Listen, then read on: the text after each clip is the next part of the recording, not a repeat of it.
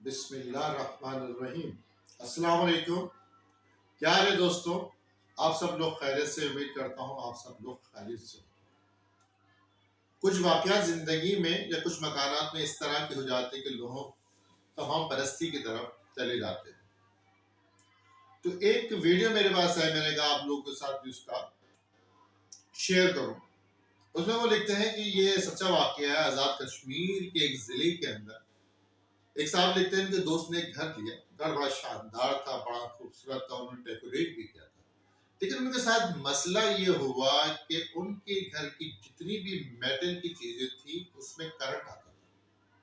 انہوں نے بہت سارے لوگوں کو دکھایا، بارش کا بھی سیزن ہے، کسی نے گیلی مٹی ہو گئی ہے جس کی وجہ سے آپ کو ارتھ مل رہا ہے، آپ کے گھر کی چیزیں میٹل کے اندر، اور بارشیں بھی ختم ہو گئی۔ انہوں نے سارا سسٹم بھی چیک کرا لی، کسی نے کہا 2-3 دن کے لیے اپنے مین لائنیں بند کرتے ہیں، شاید ہو سکتا ہے کہیں سے کرنٹ جا رہا ہو۔ سب چیزیں چیک کرانے کے بعد ہم لوگ مختلف رائے دیتے ہیں کہ کوئی طرح سے اس گھر کے اندر جن کے اثرات ہیں۔ مجھے بھی انہوں نے ٹیلی فون کر کے بتایا، میں بھی ان کے گھر گیا، میں نے بھی دیکھا گھر بڑا شاندار تھا، بڑے زبردست قسم کے قالین تھے، فانوس لگے ہوئے تھے، بہت اچھا ڈیکوریٹ کیا ہوا تھا، لیکن مسئلہ وہی تھا کہ بیچارے کسی بھی میٹل کی چیز کو ہاتھ لگائے ایک دم زور کا جھٹکا لگتا تھا۔ کہنے لگا یار یہ میں گھر بیچ رہا ہوں، مجھے لگتا ہے اس گھر کے اندر اثرات ہیں۔ میں نے بھی دیکھ کر کہ یار کیا وجوہات ہے، آج تک کبھی کسی یوٹیوبر نے کسی نے یہ شیئر بھی نہیں کیا کہ یار کس وجہ سے۔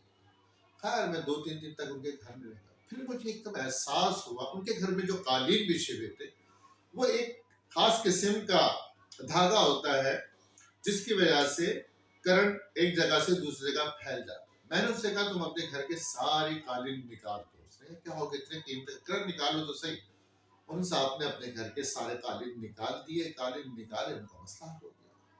پھر بعد میں سمجھ میں اکثر آپ نے سردیوں میں دیکھا ہوگا ہم لوگ جب گاڑی سے اٹھتے ہیں یا سویٹر پہنتے ہیں یا شرٹ پہنتے ہیں تو اکثر ہمیں کرنٹ کے جھٹکے لگتے ہیں۔ تو یہ جو قالین بنتے ہیں اس کے اندر ایک ریشہ استعمال کیا جاتا ہے، وہ اکثر کرنٹ پیدا کرتا ہے، خاص طور پر سردیوں کے اندر۔ وہ اتنا چارج ہو جاتا ہے کہ بعض اوقات آپ اس پہ ٹیسٹر بھی لگائیں تو وہ اس پہ ٹیسٹر دیتا ہے کہ یہ کرنٹ دیتا ہے۔